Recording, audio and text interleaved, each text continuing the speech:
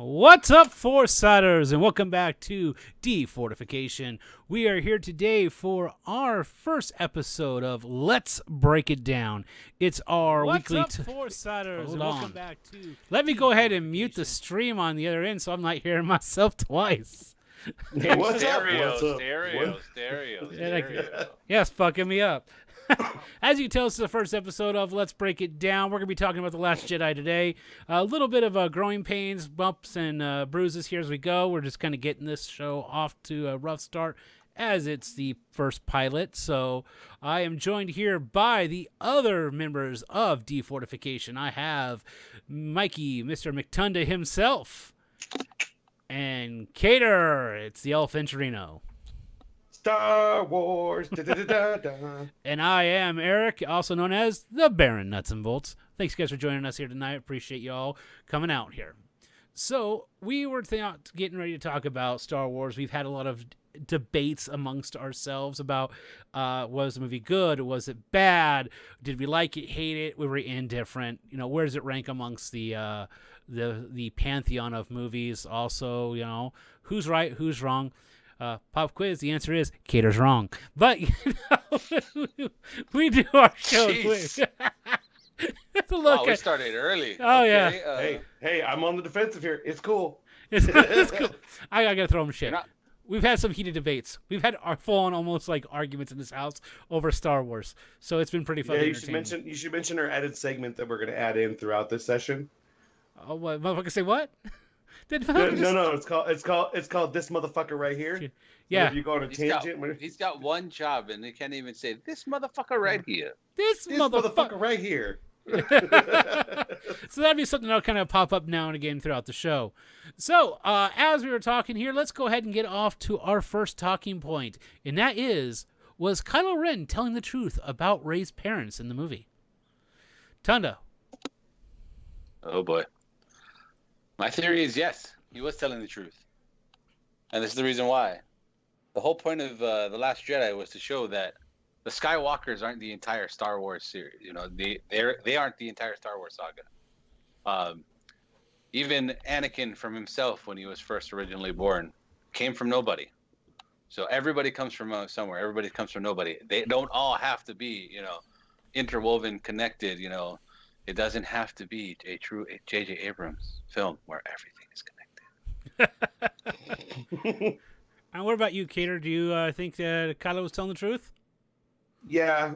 I kind of, to expand on that, it's very true, because the rest of the movie kind of has that theme. Because if you look at like the generals of the rebellion being destroyed, like they're systematically killing off Akbar and Dodonna and Leia and Luke, and they're getting rid of the hierarchy. So I think getting into the later question, but basically the hierarchy, they're getting rid of the aristocracy that is, in order to be in the rebellion, you don't have to be a freaking general. You can be a normal grunt. And so it's going to be an uprising of the people. And so I think that's kind of the vibe that they're going to have in the next movie. So back to the question, was Kylo telling the truth about Rey's parents?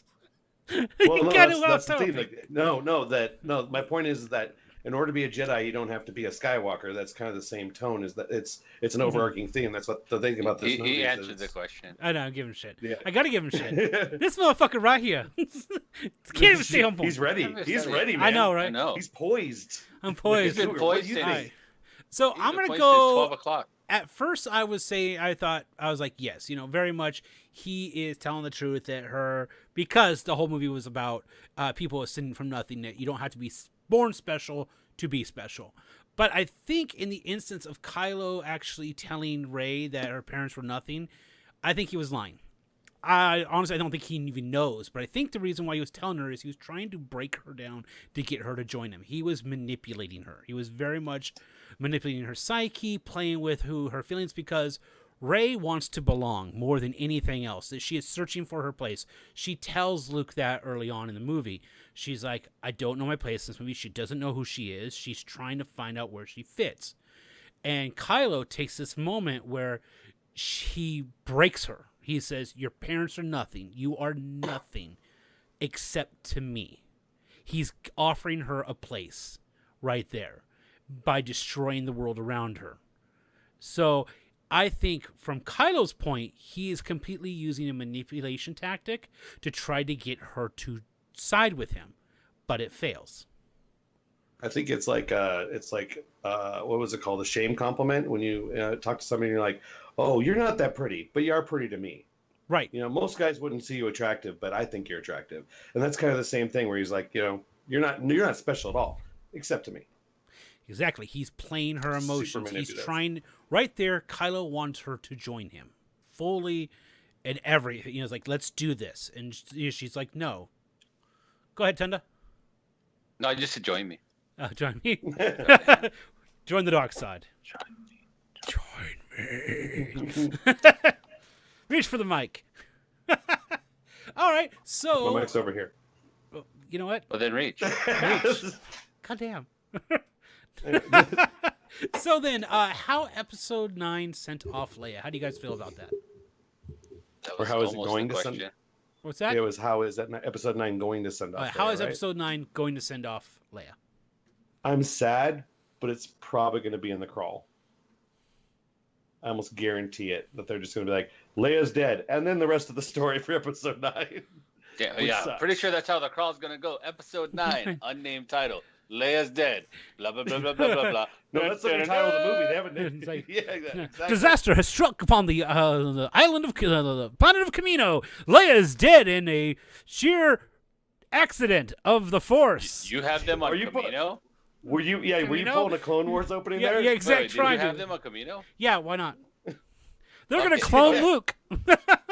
Leia died in a bizarre surfing accident on Kamino. She hit the water at Mach 9. You know. Yeah. So I think that seriously they're gonna let her go in the crawl. I think they're gonna do the crawl and they're gonna say, does after the devastating loss of the General Organa Solo, you know, the rebellion is on its back foot. Blah blah blah blah blah. And I think that's just gonna be in the crawl. I And don't they're know gonna if she mention ever that. took Solo. She didn't. Did she? Oh, she didn't. That was the books. They actually Yes, sure. never got married in the movies. No, They got did no. They They never were married. No, they just got together, had a wow. kid, and split. So Han had They weren't good for each other. They did the responsible thing. You know nothing, Kylo Ren. Yeah. he's a bastard. Well, he knows divorce. If Yeah, they he got does. married. No, He's a child of he's a child of divorce. Really. No, he's a child of hippie parents. Like Yeah, it's we're like, you know, we're together, but we're not like the we don't believe in the institution of marriage. That's an empirical belief system, and we're rebellions. Dun, dun, dun, dun, dun, dun, dun, dun, married. I think actually it's funny because the whole time I was watching episode 7, I was thinking Kylo Ren was just like, you kind of think emo, right? You're like, oh, he's just moody, right? He's I'm gonna take the dark side because I feel like it, you know. And then after a while, you start to realize that he's trying to figure out whether it's the dark side or not. But then you start to realize in this movie, it's because Luke tried to stab his ass. Spoiler alert. In his mind. We're Whole talking thing is a about the last spoiler book alert. of Are you Jedi. kidding me? I know, right? Yeah. I was like, yeah, it's like The first Also, premise should have been, if you haven't seen Last Jedi for now, shame on you for coming here. Right. And then By second thing, the way, everybody, Carrie Fisher is dead. Spoiler alert. Why do you, don't talk about space mama like that, dude. Come on. She's not dead. She may be gone. I'm just saying we just She's still talked with us. about how they're gonna send off Princess Leia. I was like, do we have Anyway. a scoreboard on the side over here that says caters tasteless jokes? we're at 1. Ding. Yeah. All right. So over to you, Tanda. How do you think they're gonna send Leia off as in episode 9? Well, spoiler alert. Cater already answered. Same Actually, way. no. You think it's... My honest send off isn't going to be actually in the crawl. It'll be basically the first scene is going to be them at a funeral burying Leia. Okay. And then the first scene is basically like Poe and Rey going, you know, Poe's all like, what are we going to do now? We lost General Leia. Like, where do we go from here? Like showing the true dire that the Resistance is in at this point. Right. How much more fitting would it be if they were burning Leia like they do the rest of the Jedi? I don't know if they would, because like even when you look at Poe and all them, the Jedi are either Luke or they were a myth. They weren't really like at this point the first After order. this movie, you don't think anybody's a believer that Luke? Well, yeah, Right, but like, nobody they don't believe follows the there's a Jedi. Jedi. No one follows the Jedi teachings. No one follows the Jedi's rituals. Rey doesn't even Yeah. know the Jedi rituals. She would have no idea the burning rites of the Jedi. She has books on like True. forms and like stances and how to use your powers. She has like school books. My thought is I think they're kind of On your way to lightsaber fight.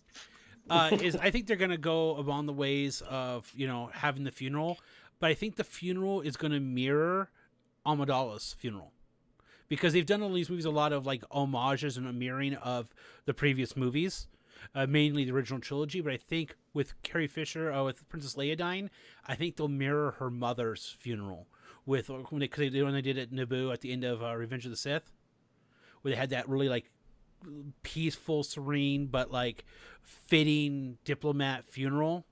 Same problem though. That'd be a different. Nobody knows. Yeah. Well, no, I'm saying they won't do the exact same thing, but it'll be an homage. The funeral process they show in the movie will mirror Amidala's funeral as kind of a way. Yeah, she was a diplomat. Yeah, so it'd be sense. kind of a way of showing, harkening back to the other movies, like they've been doing with like 7 mirroring a lot of New Hope. This one mirroring a lot of Empire. I think the funeral it'd be almost feel fitting to mirror Amidala's funeral. I really hope they don't mirror Return of the Jedi. With have a bunch of porgs in the background. Well, they already did the shiny armor dying in 5 minutes, so that happened in the last movie. So Right? Yeah. Yeah, true. I personally think that Phasma's not dead. I believe that was an off-camera death scene. Character death. And off-screen character deaths that we readily know in movies means that they're not dead, but she's going to come back in the next movie without the helmet and a wicked face scar from where it was exposed, and she's going to be burnt up on the side of the face, and she'll be pissed. No, I got one better. I think her armor is going to be all black. Her armor will be all black? Charred. Oh, like a charred... Falling in the explosion. Because if based on the books there, because they are using the books as some of the information they're using, Phasma's armor is crafted from Palpatine's ship. Yep, from his Naboo cruiser. If that's the case, that means that ship can take it's ship plating. Yeah, no, yeah, that a armor little fire explosion is not going to hurt the ship plating. Yeah, it was his pleasure yacht on Naboo. The blazy platinum coating on the ship, they melted it down and put it on her armor. Yeah, because all Naboos look like freaking decked out hot rods. Yeah, they all love chrome. Ships. All right. Which is who doesn't? Right? Naboo, pimp my ride. Naboo. No. Yo, dog, I hear you like chrome, so we put chrome on your ship, chrome on your armor, chrome on your food. Jar Jar mixed with Exhibit. That would be fucking amazing. It's like, there's no dog, and it's just a fucking Gungan. No, it's Gungan versus. What's up, dog? Misa gonna pimp your ride. Yeah, what's up, Misa gonna take your ride and take it to the next knot. Through the planet core. I want to see this now. It's just like Jar Jar, like doing those like cuts where like he's on the street, like. When you came in, your car was a hep clipper. Now the big boom together. Yeah. Now no one be thinking you a scruffy looking. The fact that we nobody remembered is going all to be those watching lines. this now is going to be fantastic. I know, right? Yeah, all I hear is us doing Jar Jar impressions. There's the highlights clip. Big Bag Boost Obama. Big Bad Boost Obama. Speaking of Big Bag Boost Obamas, do you think Luke is going to return as a Force ghost in the next movie? If you don't say yes, you're stupid. Mark Hamill will take that paycheck any day of the week. Well, that and if you think about it, you got to remember, Luke's got to give her one more lesson. He only gave her 2 out of the 3 lessons. They give her 2 out of the 3 lessons. Yeah. True. If he says from a certain point of view in that next movie, I'm going to be really pissed. Well, that'd be fantastic. She's like, you're alive. He's like, well, from a certain point of view, yes, but I'm still dead. Yeah. He's like, certain point of view, you lied through your teeth. She's like, I thought you died. He's like, I'm a Force ghost. She's like, can other Jedi do that? Oh, yeah, let me introduce you to Obi-Wan Kenobi, Qui-Gon Jinn, Master Yoda. Actually, there's a fuck ton of us. And you guys can all do Force projections and shit? Oh, yeah, that's all the ability. Why the fuck were you standing by doing nothing the last 20 fucking years? You sons of bitches. All you That's see my is in the prediction. background this head peek up at his Dooku. Hello. That's honestly part of my prediction for episode 9 is that's how the Resistance is actually going to fight back. Is Force They're gonna have Ghosts. the Use Ghost of the Army Force? from Return of the King, just like Basically. "Ah, bunch of-" Which a Jedi, the That'd be whole fucking cool. Jedi Council from back when just all shows up like dun dun dun. It's like Technically, it would only be Qui-Gon, Obi-Wan, Yoda, and Luke. and These Anakin. are the ones that learned how to do it. And technically Anakin. Yeah. You get Hayden Christensen Wouldn't back that to do it. wouldn't that Well, fuck the up funny Kylo part is- though? If he's I all know. like, "I'm a badass," and then Anakin standing there, he's like, "Grandpa," he's like, "Yeah," he's like, "But I'm trying to compete." Your dream." He's like, "Motherfucker, I got redeemed." Slap down. He might not recognize him. He only knows Yeah. Vader. He's like, "I'm That's your true. grandfather. I'm Anakin." He's like, "What?" He goes, "Dude." Well, he was Where the told hell it is was Anakin? Anakin. Well- No, he was told it was Anakin from So- Leia and Han at some Well, point. The funny part is it's the major thing about Star Wars that actually contradicts itself. Yeah. Because if you remember, when they did the whole trilogy there, and Yoda tells Obi-Wan, in order for you to be able to go beyond the Force, you have to actually learn and train this. Yeah. And if somebody treats you, and that's when he figures out it's Qui-Gon that has learned this power. Yeah. Your camera's How moving, the by fuck the way. does Anakin at the end of Episode 6 all of a sudden just show up as a Force ghost when he hasn't learned shit about that? That's true. By the way, your camera's moving. Yeah, Is it's because I'm shaking my screen. Yeah. He's shaking his monitor. I was like, this is like a World War II film here. So, do you guys think that Kylo has gone full evil then? Do we think that Kylo's gone full evil? Yeah. Do you think he's What is he's fully? it's like, there's like the Diet Coke of evil, like which he was in like, Force Awakens. He's like, I'm evil, not quite evil. I kind of might have some redeeming No. qualities. Do you No, feel? I think he's pretending to have those second thoughts now at this point because he's in a position of power. And I was reading somebody's review. Somebody's reviewing it, and they were talking about how they go back to back and fight all the guards, right? And then immediately after the fight's over, you can tell that Kylo didn't learn shit. He turns on and goes, "Join me, and we will take over the Empire." And she's like, "Don't do this." And he's like, "I'm gonna," and he just goes right, like he hasn't learned shit. So he's gone straight dark. Once he's given power, absolute power corrupts, all that jargon. But like, I think he has gone full dark. I think he's drinking the Kool-Aid at this point. What about you, Tenda? Has he embraced the dark side fully? I don't think he ever fully does. With Kylo, it's one of those where they always show him that he's always fighting off the dark side. Mm-hmm. So that in his own brain he's fighting off the dark side. So I mean, it's one of those people where he's only evil because he believes he has to go that way, not truly natured that way. You can kind of even see it in like some of the flashbacks where they show just him as a Jedi Padawan. Heck, even when they're fighting there, when he's fighting for his life, when you kind of look at it, he almost looks like it's not that the Jedi, the Sith, dark side, light side. He doesn't. You can kind of tell when he kind of throws that away. He goes, "All the past must die." I think in his mind was even the whole premonition of light side, dark side, because he didn't quite understand it until he was all like, "No, there's just a force." They both realized there's just a force. It's how you use it, and so he was trying to use the force to get everything situated there. So, Okay, I would say has he gone full evil? Yes, full evil, but not full dark side. I think he is now out 100% for himself. Up until the throne room, there was still that like back and forth. He's making his decision. But once he killed Snoke and they fought, and he turns and goes, because you're expected right then. You're like, oh, here's the redemption arc. Here's him becoming good. His because like, and then he's like, join me, and you're like, oh fuck, no, he's still full on. He's committed. He's made up his mind. Like Snoke even says that.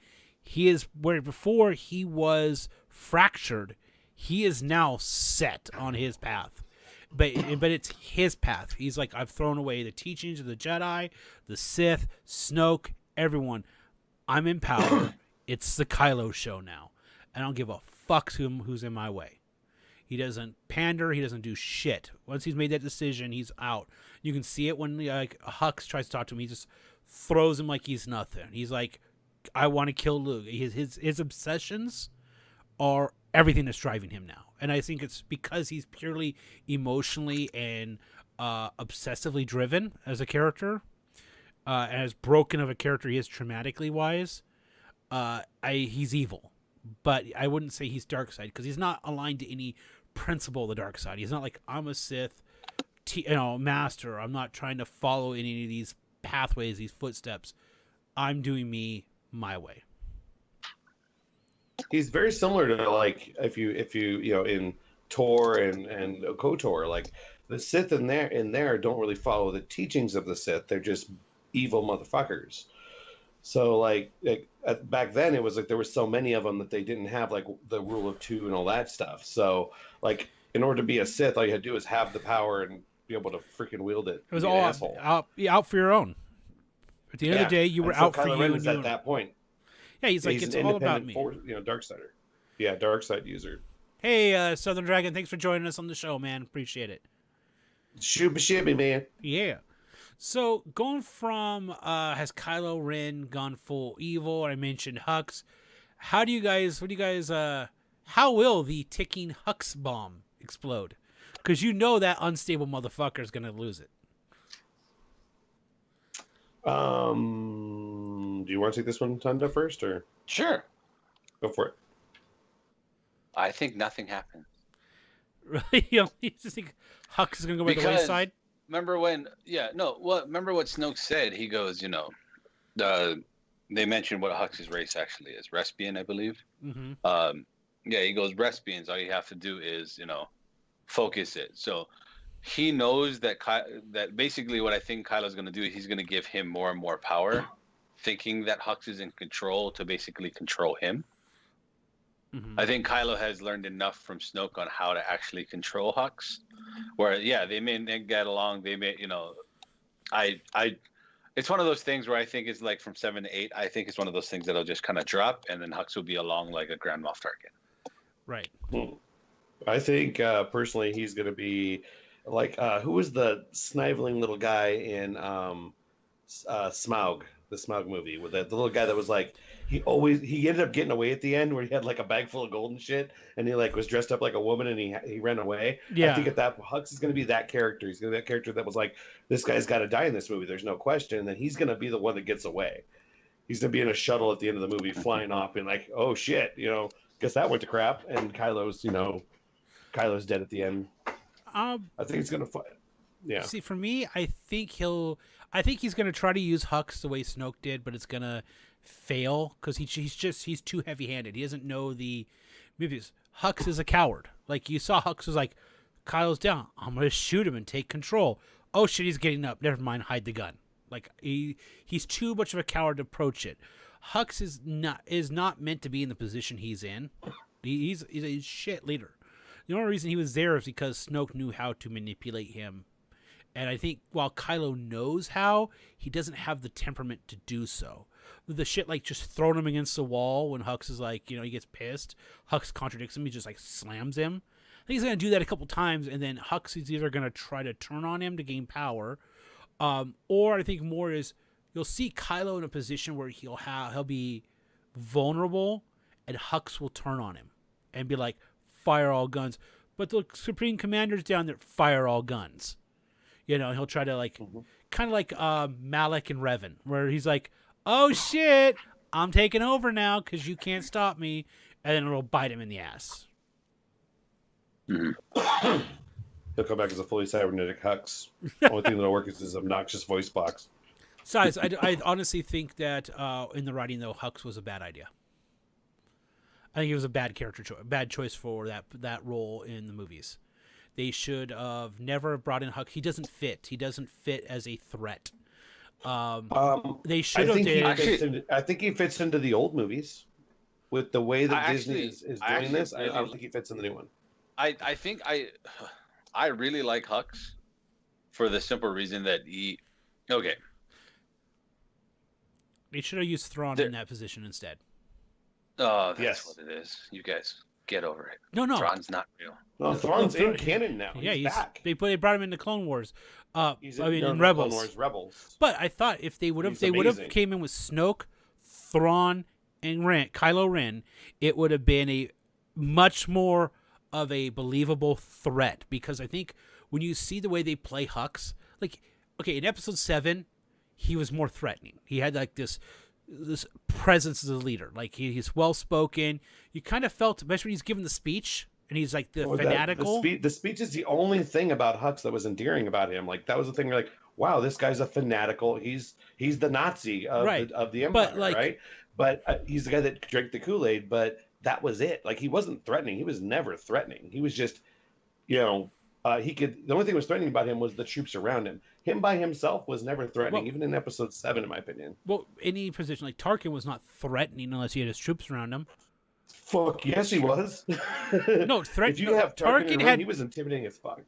Tarkin, but he had no power unless he had his troops. If you just put Tarkin in a room alone with nobody to call on, dude's an old man. You're gonna fuck his world up. But Tarkin's power, his respect, his presence doesn't make you intimidation makes you threatening. No, it makes you intimidating, but not threatening.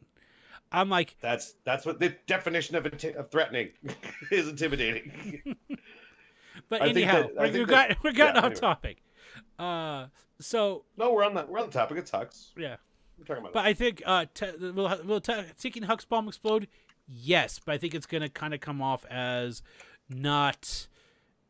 It's not gonna work in his favor. It's gonna backfire in his face. Yeah, I think that they're going to pull the same thing they've been pulling in the new movies. I say pull. That's a bad wording. I think they're going to do the same thing they've been doing in the new movies. The trend of the new movies is pull the carpet out, pull the carpet out. It's kind of one of those things where they're going to do that. They want to break expectations so much that it's, in my overall opinion, I'm one of the few people that really didn't dislike or like the movie. I was more like, it never pays off. It's not going to pay off. Yeah. The movie's writing is, yeah. So that's kind of Hux is an example. I like Southern Dragon's point. He goes, I think Hux is just there to show how out of control Kylo is. How Kylo isn't following the calculating ways of the dark side. Mm-hmm. So, he's unstable as fuck. Yeah. What the? You guys wanted the definitions of threaten and intimidate.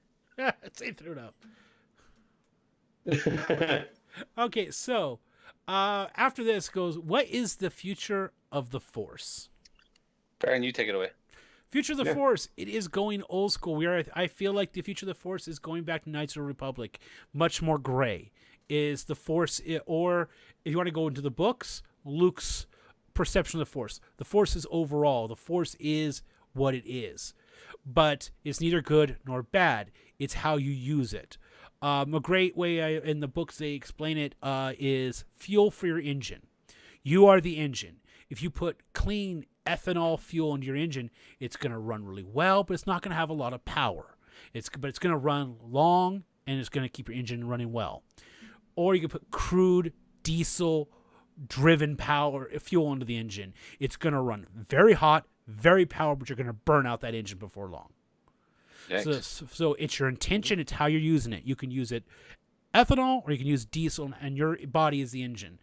So I think they're going to go towards this type of ideology where the Force is gray. It is not. The Force itself has no stance. It doesn't have sentience. It's not good or evil. You are the mirror of the Force. You using the Force mirrors the light or dark side. So that's about sides, but the overall living Force. Kind of back to the Qui-Gon Jinn philosophies, the KOTOR philosophies of the Force. Star Wars seems to kind of have a circular, it's kind of the hero's journey that they follow. It's circular. They keep coming back to things here. Yes, in Southern Dragon, keyword balance. Yep. Cater? I think to find out what the future of the Force is, all you got to do is watch Rebels, because Dave Filoni is. I have a feeling when he's creating that show and writing for those episodes, especially when it comes to the Force, he's taking notes directly from Kathleen Kennedy, or the head writer of that side that's covering the lore. Because there's certain things they're doing in Rebels with the Pablo Force, Hidalgo. aka the Bendu. Yeah. How Pablo Hidalgo is hilarious, but the Bendu is a perfect example. Like that was a concept that was never brought up in any of the Star Wars movies. So the fact that it's going gray in the movies didn't surprise me, because they were Rebels going gray was with always already going Kanan gray. and Ezra. And the Bendu was a perfect example because it was basically a living embodiment of the Force. It was almost like a Force elemental, was what he was. Because if you were watch the finale of the last season, spoiler alert, he basically becomes a Force storm, like is to help the rebels. Like and only because he didn't want to help. He's like, I don't care. I'm the Force. Who gives a crap? He basically said he was a living embodiment of the Force, and that they took that note and carried that into the next movies. And I think Dave Filoni is basically mini George Lucas. All right. Very cool. What about you, Tunda? I think I actually think the way the Force is going to go is more of the Force Unleashed way. So I think that both Rey and Kylo are going to draw just significant power. They've already shown like some of the feats that they've done already in 7 and 8 are bigger than anything that the first 6 movies did. Heck, barring Force Unleashed, there are some of the biggest things that have ever been done with the Force. I mean, stopping a blaster bolt in number 7. That'd make Mace Windu go, motherfucker. Yeah, exactly. What just happened? Like, we can't do that. We can deflect those shits, but we cannot stop it. Yeah, I love deflecting those shits. Stopping somebody's body without actually doing a Force choke, so they're not stopping themselves. You physically with the Force stopping them. Yeah, a full body paralyzation. They were just showing you how powerful these two are in the Force, and it's only from what I see there. Just even with the Force, Force perception and Force, illusions across the galaxy. They can only go up from there. It's not like they're going to tone down the Force powers from here. Right. So I think we're going to get to the point where, like, Kylo's going to be out there, like, the cruiser's about to leave, and that motherfucker's going to grab it and go, nope. I think it's going to be Agent Smith versus Neo. They're going to do a giant Dragon Ball Z fight. They're going to start busting holes in the ground and shit and, flying Get the around. Fuck out. That's the funny part is their fights have actually been more grounded in these movies. Yeah. So like they've not like with the thrown around powers they haven't been throwing around powers like I don't honestly think it's gonna happen. I think they're gonna throw around their powers. I think Snoke was the example of that. Like he did that. He was the consular. Yeah. They're more the Sentinels. I guess would be a better. That's a horrible example because they're going away from that. But they're more the Sentinels. They're more the Anakin Obi-Wans versus the Snoke was more the Yoda. I guess Yoda was really the only one that used Palpatine Yoda type fight. Well, question though, do you think Snoke's dead? Yes. Yeah, I think that them re-shooting at him with his tongue hanging out and the body parts all falling down was kind of just no, he's dead. Let's make this especially gruesome. Yeah, I think they killed him, and I think that I think what they're doing is they're trying to subvert expectations so much that they're willing to kill off just a major character because they're following Game of Thrones or Walking Dead method of thinking. They're like, if you kill off a main character that we've set up, we hype them up and then we kill them off. The problem is you got to give them depth, and they didn't do that with Snoke, which is fine because we didn't get that with Palpatine. But Maul survived that. That is true. Maul did survive that.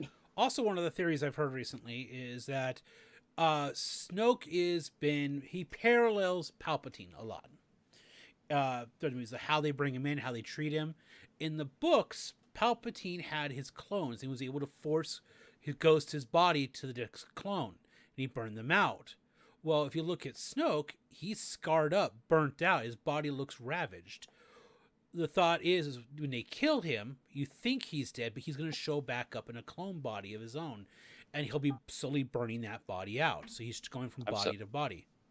I'm so mad at you right now because if that's just their race and he's like the prettiest one, if he's just like a model on their thing and that's why he has all the robes, you're just an asshole. Yeah, that's true. Yeah, I think that of those books, by the way, if they did that, they'd be like, oh, we need to pull this from Legends, right? Oh, Jesus. Yeah. If they do that, they're going to be pulling from Legends. The problem is those Dark Empire, which is the book you're talking about, that they use the clones, was not the most popular of the series. There are certain books in the series that were really popular, but those, like, they're just going to be grabbing from Legends to grab from Legends. Like, we got to keep this character alive. Let's pull this shit from Legends. Most people that read the books didn't really care for the clone Palpatine storyline. Like, that whole book was interesting because of the World Devastators. But I'm saying, it's a possibility. They have him pulling from the books. if they brought Snoke back somehow, that would be a plausible way of doing so. Yeah. Actually, I thought the cool would be if they put him in like a robot, kind of like how the spoiler alert, Battlefront 2 and the campaign. There was actually the robots that did Palpatine's bidding across the galaxy. Oh, yeah, the red The bots. Dark Troopers? Oh, the Red No, No, Bots. they're actually messenger droids that projected a hologram face of Palpatine. Well, I think the better parallel would be General Grievous because he's a Force user. Grievous was Like- not a Force user. No, he was just training on lightsabers. But the fact that like the better parallel would be Grievous, like a cybernetic. Well, Yeah. also Dragon brought up a point. Bane learned the dark sorcery to take over a body, so Bane could just dominate over his force over somebody else's body. Maybe he's already in Force of a Body. Maybe he's already in Kylo. Which somebody else said that. Actually, I heard another theory that somebody said that he jumped into Kylo's body, which is why Kylo goes from "I'm going to help Rey" to "I'm going to rule." Also, it's very, very improbable that a guy that can throw people across the room with his mind and literally read your mind did not notice a lightsaber moving 1 foot from his face. I know he's overconfident. Everybody says that. I know that's the counter argument to that. Like he's overconfident, but I'm sorry. And his eyes are It's closed. I have a He's kind of in a Yeah, I force. have You look at him. He's kind of having a force orgasm right there. He's kind of like, "Oh yeah, Kylo's gonna do this. Ooh, baby." Somebody Ooh." highlight that, please. He's Somebody like- highlight that. He's a force nut. Force nut. Highlight that shit too. That's... one of the theories that I've actually been kind of crafting myself was, so Snoke's major thing was all about manipulation of the mind. Right. So could you imagine that Snoke's not dead and the manipulation of the mind was him manipulating Rey and Kylo so that Kylo would truly fall? I would say yeah, but at the same time, you had Hux come in and look over at the body, and be like, "Liv, he's fucking dead." Like he's kind of having a moment. He's like, "That's it, we're fucked," because he does the whole like, "We're fucked, game over." He's like, "Supreme Leader's dead. Yeah. First Order's People done. Hudson. We're fucked. Game over, man. Game over. The Jedi won. I'm out." Well, she did it. Well, fuck. Why don't you put her in charge then? Shit. Yeah. Yeah, that Yeah. pull a Hudson. All right, Yeah. what is the next question? What is the future of the Resistance? Eeny, Well, meeny, it's miny, moe, Disney, so they're gonna win. Well, I would say that Well, it's- Lucas let him win too. If you think Yeah, about it. but Disney's really gonna let them win. I mean, well, they can't go any more cheesy than yub nub, eat choo choo yub nub. I mean, come on. That's You pretty underestimate their power. Disney. Besides, They have a freaking. If they have a loath cat come out, no, it's gonna be another porg, Rebels porg, weapons, porg. yeah, 'Cause they're the gonna porg's find the new porg Ewoks. village because The they porg actually have like a village. village. Yeah, they control all guys. Don't insult the porgs. They can read your thoughts. What? There's a whole theory that porgs are manipulating Chewbacca and like they're all powerful beings and that they're. I thought that'd be hilarious. If that There's was a lot the of case. stupid. There's a lot of very stupid theories out there. It's gonna be Star Wars, the Star Wars, the next next generation. generation. Uh, It already is, guys. They're killing off the honest- entire past no. generation. I'm gonna say the future of the Resistance is the Resistance is done. They are now the new rebellion. He says the rebellion is born Yeah. today. So the Resistance to Finn the, called himself a rebel. They all started calling themselves rebels. Yep. The So- rebellion was born by Luke. They said Yeah. the rebellion is reborn today. Yeah, so the resistance to the because beforehand they were resisting the First Order. They were so that the resistance is done. They are now in full rebellion. Okay, so touching on the point that I can't remember which question it was that we covered. Wait, it. where I was can we about stop the- talking about touching? No, yeah. Oh, The- Kylo well, Ren, that was so good. Somebody highlight that too. So no, what I was going to say is the theme of this movie in particular was not only subverting expectation, but also eliminating aristocracy. It was covered in the Canto Bight scene. That was one of the big themes was rich aristocracy is corrupt. The corruption you see below the surface. You look at things that are really nice, and then the rich people are bad. And rich people sell weapons to the rebels. Blah blah blah. And I think that's just them subverting that. That you don't have to be special. You don't have to be born special to be special. and that's the rebellion. The rebellion is no longer going to be. Well, put it this way: at this point, all the generals are dead. The next rebellion isn't going to. Poe's not going to have to deal with. Oh, we have to okay it with the generals to do a plan. They're just going to go do it. He is the general. They're going to go from a organized militia to guerrilla fighters. Is what they're going to be. So it's going to be the people fighting back. The problem with it is that I see is that kid at the end. Unless they do it in 10 years, that kid's not going to be old enough. But I think it's just showing that the people are going to rise up. That's more showing that's the kid at the end is showing the resurgence of the Force in the world, the rising of the rebellion in the people. That the everyday people are going to start to rise up. Basically, how the original rebellion formed. Yep. It's happening again. It's the cycle is started over. Southern Dragon covered it right there. Tale of Two Cities. Yeah.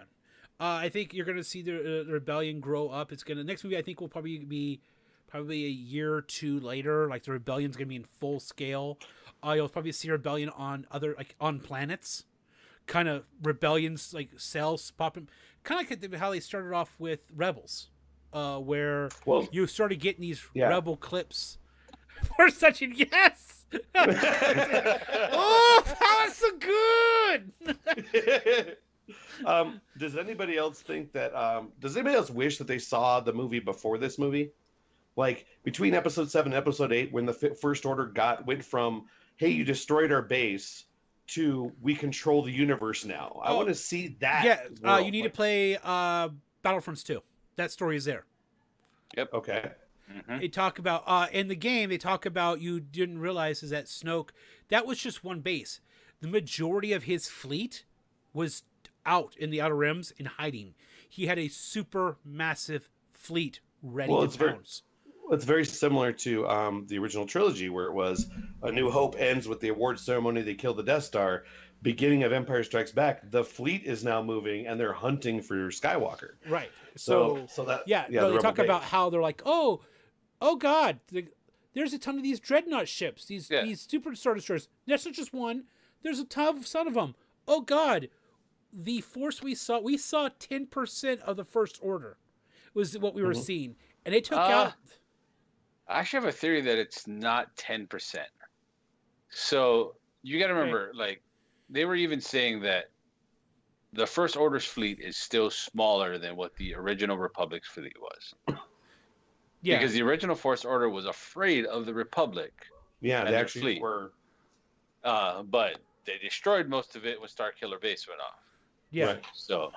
But now their full fleet of ships showed up with the dreadnoughts, which reinforced. When Holdo did her amazing move, I honestly think it took out half their fleet. Right. Yeah. Because I wouldn't say it took out half their fleet. I think it took out half of that fleet. Well, you could think about it this way: if you only had like double the ships you have right now, but everybody else has nothing, you still have a huge humongous fleet. Mm-hmm. Yeah. And so I think Snoke sent majority of his forces to snuff out the Resistance because he knows that is the only threat that is left to the First Order. I seem to recall, which I need to go watch it again actually, because there was a line early on where they were talking about the area that was taken over by the First Order, and it seemed like it made it sound. It was early on. It was like before Leia was, the whole Leia Mary Poppins scene.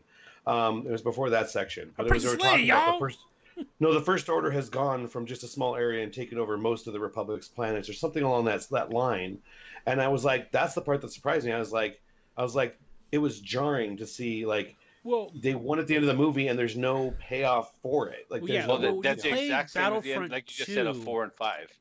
It was, but at the same time, the Empire was frantic to search for them, and the rebels weren't as weak as they were in this movie. They wanted to really put them in a position of weakness, and so they were in one spot. The rebels managed to scatter and go, boom, we're going out there and we still have support. And they went ships. The moment they left Hoth's orbit, they all went scatter, rendezvous somewhere else. And Han just happened to go their way. But this one was very focused, where it's like there's one ship. Like it wasn't that bad. Because they were dire. You got to remember they had an entire fleet there. Yeah. They just got decimated by the First Order walking in and literally destroying their transports, bringing in the dreadnought, destroying the base itself. Yeah, the problem with it is, like, Leia should know better. If you look at the Rebels' tactics previously, they didn't want to bring their fleets together unless there was a big fucking target, right? Rogue One, perfect example, right? We don't want to commit that many ships to one engagement. We want to spread them out and keep them in guerrilla sectors, right? We want to keep them separated so they can't take them all out in one swoop. Leia put them all in one spot. I mean, even if they're on the ropes, I would have taken what's left and go and form your own militias. Like that's how a guerrilla war works. And Leia knows that. Leia's been doing that since she was like 13. So like the fact that she just says, "Oh, they've taken us all out. We're down to this many ships," means what the hell were you doing? Why were they all in one place? You know, they couldn't have searched them all out at once. And that's kind of one of my problems with the this particular movie, because middle movies are hard, and Rian Johnson said it himself. You have to kind of create problems to create drama in a middle movie. I think the big problem with this trilogy, what they should have done is they should have had one director for the entire trilogy. So you would have had one vision throughout the entire thing. By putting different directors in charge of each movie, you're getting different visions. In this case, because of there were three different directors of the original trilogy. No, there was two. Yeah, Lucas and which is the same as this one. Yeah, but the difference is Lucas was smart enough to be able to keep his vision, to be able to communicate with Kirshner. Right now, J.J. Abrams is not communicating with Rian Johnson. Rian Johnson was given full reins. Not to the extent Rian Johnson was given. No, they were fully in communication. He got to go for everything. Yeah, just the only thing is the way he put out he envisioned as a director. The way he directed the scenes and his vision of how it comes together is different than how Abrams would have done it. Right. You know, but overall, Abrams is in charge of the whole arc. But I think if we would have had Abrams in each movie, it would have flowed better. Well, just to clarify for the viewers, whenever you got the three movies you got from the original trilogy, because you got to remember, A New Hope and Return of the Jedi were done by Lucas. Empire was done by a different guy. Oh yeah, right. Empire was done by Kirshner. Yeah. Yeah, and Irvin Kershner. So the parallels are exactly the same for this one. You got to remember, when you look at Empire Strikes Back versus either Return of the Jedi or A New Hope, it's also a jarring movie. Yeah. But the thing just to clarify for the audience, by the way, guys, this is something that's very, very why this movie is so polarizing is that everybody that has a negative opinion about this movie doesn't have the same reasons. And so when they say you have a negative opinion about this movie, they instantly go into fanboy defense, right? They say you're being a fanboy, you hate it because you're a super Star Wars fan. It's not that anybody, like, not everybody hates this movie. I think that probably about 20% of them are just like, Luke didn't have the blonde hair that he had in whatever. Right. So that's usually the reason. So to clarify, if you do dislike this movie for valid reasons, there are specific reasons, which I definitely I agree with, that people dislike this movie that are not, oh, the Force was wrong, or the typical. This is Cater asking for a friend. No, it's not asking for a friend. It's just clarifying when I state this, that I don't despise the movie for the same. I don't despise the movie. Wrong! It's still Star Wars, but. The main reasons that the qualms that I have with this movie specifically are the Deus Ex Machina that they had to create the drama, aka hyperspace tracking, aka the cloaking technology that didn't exist in Empire, or those type of things that were like they had to create these technological hyperspace tracking was created a year ago. According to Rogue, they tried to set that still doesn't. They wrote that into Rogue One because they're doing it for Episode 8. The point being is that they have to create these Deus Ex Machinas, these reasons to put them in front. Star Wars has a tendency to have a problem of questing, which is not necessarily always bad. Like, you have to get the thing to destroy the other thing. You have to go from this place to this place to get the thing. That's right? also part of Joseph Campbell's hero's journey, which is Star Wars has always been about. Right, which is fine to do that on one story arc and have side arcs, but the side arcs, they have so many side arcs. It's the same problem with like a superhero movie. You have too many villains, you lessen the impact of the villains. Same thing with plot lines. Just curious, how many side arcs do you think were in this movie? I think at this point I think as far as there were 3 major arcs. Okay. The main arc was Rey and Luke, and then the side arcs were Poe and Finn and Rose. Okay. Those were the side arcs, right? And Rey is also engulfed in that Kylo Snoke. That's part of that arc, right? And I think that the other 2 were there to facilitate those other two actors coming back for the next movie.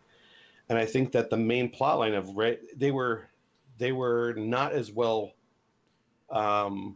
See, they were not. where I disagree Yeah, is if you didn't touch on them, you would have not. You would have had an entire movie of just Rey at an island with Luke, and you would have I'm been not like, saying eliminate them. I'm saying they were poorly executed. One story arc was clearly more interesting and carried your interest, at least my interest, more in the movie throughout. And the other ones tended to pull your attention away. I'm not saying they need to be eliminated. I'm saying because they were poorly executed, this movie was the only movie that made a space casino boring for me. That's the thing. Like that particular example. They like, all can't be our space casino. That's the problem. You can't compare it. Man. That's true. But I'm like, there's nothing boring about a space casino. Isn't that right, Gilbert? Yeah.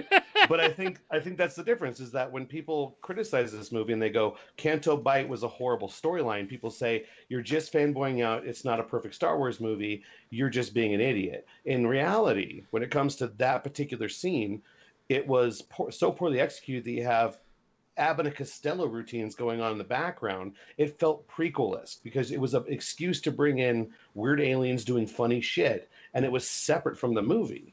And you take two characters like Rose and Finn, and you get to know Rose a little bit more, but really at the end of this movie, is Finn really a different character than he was at the beginning of the movie? Oh, hell yeah. Yeah. Are you kidding me? No. Yeah. Hold on. We're talking about my favorite character. Let me break this down for you. Are you ready? Yes. Finn goes from coward to hero. He's the exact same character he was through episode 7, the entire way. All he cared about was two things: getting away from the First Order and Rey. Nothing else. Right. So, and he portrays that right in the beginning of the movie. All he wants to do is get away because he thinks the First Order is going to kill them and make sure Rey is safe. Right. By the end of the movie, he's willing to stand there and fight Phasma, call himself a rebel, and told everybody, this is what we need to do. How do we need to make sure that the galaxy survives? And he was willing to sacrifice himself to save the rebellion. He was going to drive straight down the... Him. Should have sacrificed him. I think that would have been a huge, like, I didn't seen it coming. I've been like, wow, that was amazing. Because like when he was heading down the front of that cannon, like ready to go, I was like, holy shit, this is fucking awesome. Yeah. This is it would have he's been going more impactful. Right. I agree. Yeah. I thought that Rose saving him last minute, though I don't know how she fucking did a giant figure 8 and came back and got him in time. But physics, whatever. Heroes, he needed to be saved. But like destiny, right? Force and destiny. Okay. But he goes from coward. You said it wrong. You got to say it. Destiny. Destiny. Yeah. But he goes from a coward who's looking to flee and save his own ass to being a true hero of the resistance. That he goes through a huge arc, and if it wasn't for Canto Bight, he wouldn't have made that transition. Canto Bight was that whole mission was imperative and crucial to Finn's character growth. And also, if you look at it that way, him actually sacrificing himself wasn't actually for the resistance. He hadn't actually completed his journey yet. Not true. He was doing it because he hated the First Order. He wanted them destroyed. Yeah, he goes, they can't let them win. Yeah, right. I can't let them win. We cannot let them do this. Right. It wasn't we need to save the galaxy. It was we cannot let them do this. Right. And then Rose saves him and says, we're not fighting because you hate something. We're fighting because there's something to love. Well, let's take the other storyline as an example. Poe. Poe actually went backwards in this movie because he was a leader in the last movie. He was the head of the squadron. Yeah, he was. He was head of that squadron. He was just because you're a squadron, it doesn't make you a leader. Because you're a great best pilot. He's Maverick. He's a good fighter. Yeah. He's the best pilot they have. So he's a head of a squadron by skill, but he is in no way a leader. You talk about he is a hot-headed pilot who makes snap decisions to try to win the short-term battle. He doesn't think long-term. He doesn't think in-game. In a war, he is going to die battle one. Yeah, but the thing is, there was no inclination between the last movie and this movie that he was even inclined to be a leader. There were more. It was, the thing is, they went through time. Like, he was a pilot. He was a squadron leader only. In this movie, time has passed, right? When you start the movie, some time has gone by, and he's now commander. So after the Starkiller base, Leia promoted him to commander, gave him a leadership position because he flew inside the fucking base. So you earned a position, you earned a rank Where's up. his fucking medal? Right. So what happens is he gets ranked up as a commander. Man. What happens? Dreadnought ship shows up. He goes full bore, makes a short-term decision. He attacks head on, sacrificing a shit. They lose all their bombers. While disobeying an order. Disobeying an order, yeah. He proves right there he is a hothead who doesn't need to be. It's why Leia slaps him, goes, "You're an idiot. I'm demoting you. Take back down to captain." Right. So, because Leia goes, you got the skill, you need the experience, you need to learn, you need to calm down and wait a moment. The whole Poe storyline is him learning that. Because he all shows that he's hot-headed, he's not willing to think things through, he's not willing to listen. You have the general who's not willing to talk to him. So here's the question. Same storyline, Poe storyline, right? How different would it have been if Leia hadn't been in the coma? How quickly would that communication have changed if Leia hadn't been written into the coma? Remember, he respects Leia. He doesn't know the other general who's put in charge. He doesn't respect the other general. Leia, that's my point. Leia's also, but Leia's a mother figure. My point is that the when it comes to the writing of the movie, when you put plot lines in for the purposes of one specific character changing, as opposed to giving you a logical reason, the problem with this movie, I think, to just boil it all down, in my opinion, is my legitimate problems with this movie are your logic, your suspension of disbelief. In most movies, you can take one leap, you can take one step to go somewhere. Like, okay, well, that doesn't make sense, but I think this would make it different. You have to take about 1.5 to 2 steps on a lot of things in this movie for it to make sense when it comes to logic. Like, see, I disagree. The writer intended it that way, as opposed to why would that character do that? Well, see, I disagree with that, because your response to that is change it completely. It would be better if we did something completely different. You're not looking at the story and the world within. You're like, if Leia wasn't in a coma, cool. So if I rewrote the story differently, it would work better. Well, you're rewriting the world and the story differently. Well, within the confines of the story and the actions that have happened, it makes perfect sense.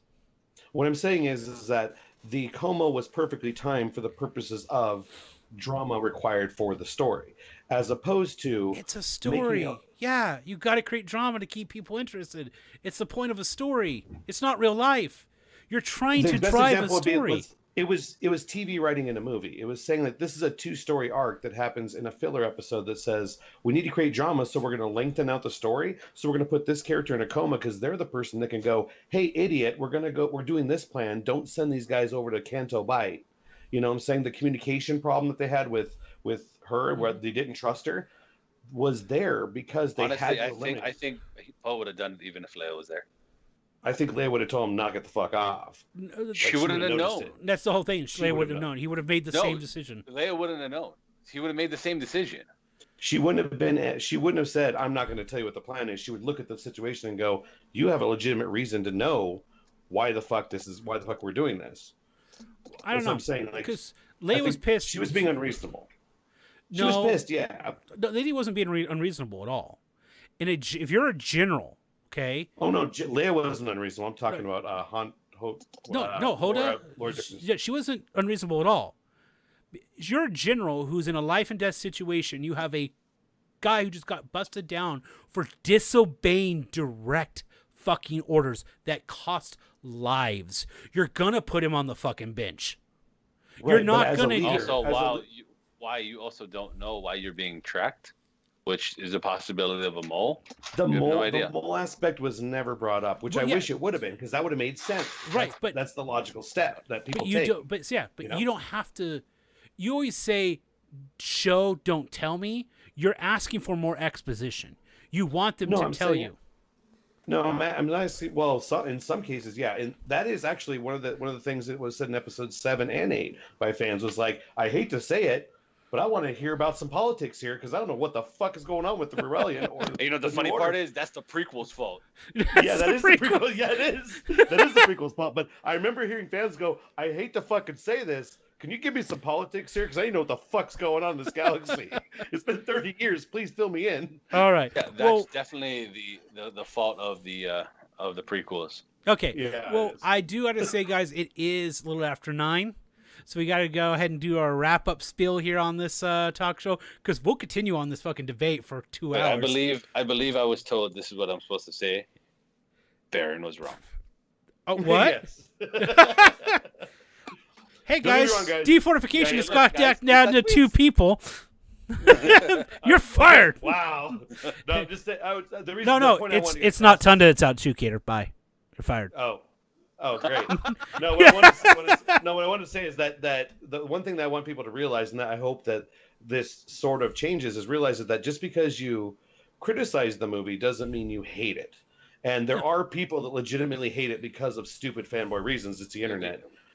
The reason we know you don't hate the movie, buddy. It's okay. The reason we argue so much is because we love the goddamn. We love Star Wars. Yeah, we love the movie. First of all, I need to cover what I liked. Hyperspace through the ships, fucking amazing. The fight with the guards was fucking great. Luke's fight with Kylo, fucking amazing. Bam. Didn't care for the Mary Poppins. Other than that, those are my Star Wars moments. Dragon just hit it. What? It's all about balance. Kylo versus Rey, Poe versus the General, Kylo versus Hux, showing opposites.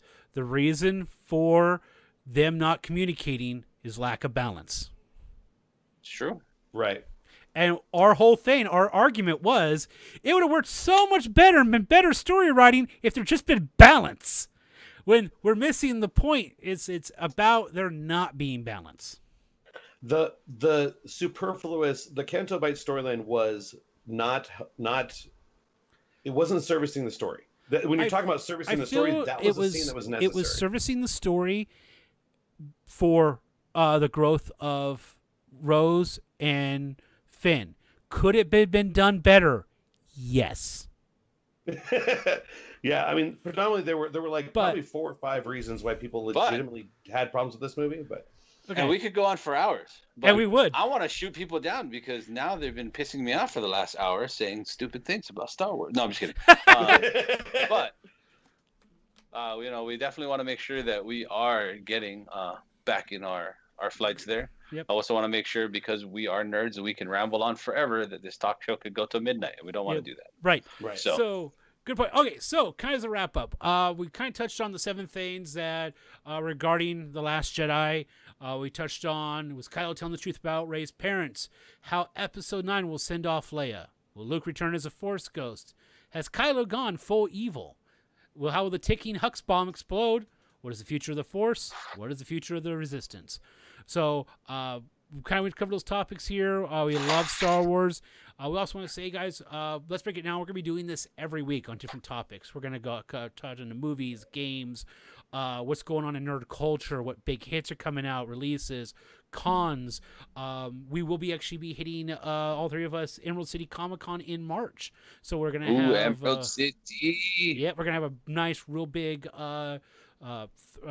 episode on that. We're going to be talking Let's break it down live. We might do from one of these Emerald City live. Comic-Con. Well, I don't think we'll be able to do it live because the internet. What's that? I don't know how we'll be able to do one live from. We'll do it from the hotel. The internet at the hotel. It's not PAX. If all else fails, we'll bring a recorded one back. Remember, number 1, it's not PAX, and number 2, you can we'll pay for the dedicated service line to make sure that it runs better. Yep. So we'll do this. We'll make it happen, because why? Well, we might not make it a live show. We'll figure something, because it'll be Friday, not a Wednesday thing.